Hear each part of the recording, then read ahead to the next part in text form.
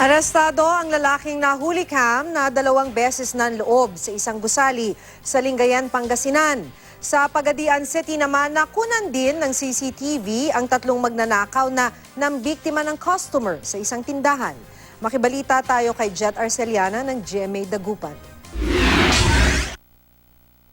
Sa kuha ng CCTV sa Barangay Libsong West, Lingayen, Pangasinan, makikita ang naglalakad na lalaking nakasombrero, naka-t-shirt at nakapantalon. Ang lalaking ito pala, patakas na noon matapos niya umanong looban ng isang establishmento noong Lunes. Nitong Miyerkules, bumalik pa ang sospek at muli umanong nagnakaw at doon na siya nahuli. Suot pa ni Henry de Guzman ang parehong damit ng mahuli kamito noong Lunes. Yun nga ho yung kopya ng CCTV at the same time yung pagkahuli niya tugma po sa unang pangyayari po, ma'am. Pansamantala namang isinara ang establishmento dahil sa takot ng mga empleyado. May nakita kasing tali at packaging tape sa loob ng opisina na posibleng tinangka raw gamitin ng sospek para igapos ang kanyang mga biktima. Pang ano ko lang po ng pagkain ko po. Kasi minsan po hindi pa ako umuwi sa lola ko eh. Kasi doon po ako minsan sa dagat po natutulog sa cottage po. Kuha naman ito sa tindahan sa Pagadian City. Makikita ang biktimang nakaasul na damit habang namimili kasama ang batang anak. Ilang sandali pa, nagkumpulan ang 3 salarin sa tabi ng biktima at kunwari may bibilhin din. Nag-alisan din bigla ang mga salarin. Tangay na pala nila noon ang pitaka ng biktima na naglalaman ng 10,000 piso. Nagawa rin nilang i-withdraw ang mahigit 14,000 pisong laman ng ATM account ng biktima matapos makuha ang card at password nito sa pitaka. Inaalam pa ng pulisya kung sino ang mga salarin. Kuha naman ito sa isang spa sa Las Piñas.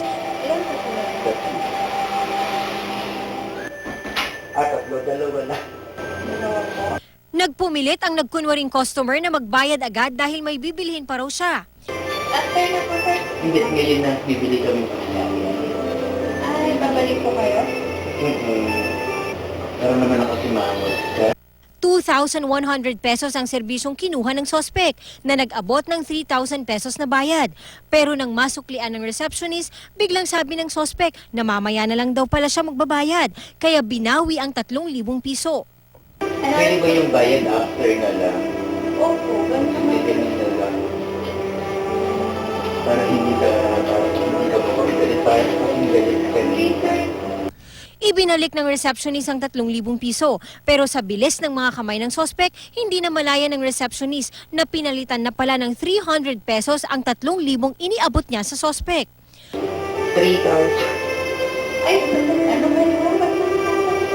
Kasi ayun yung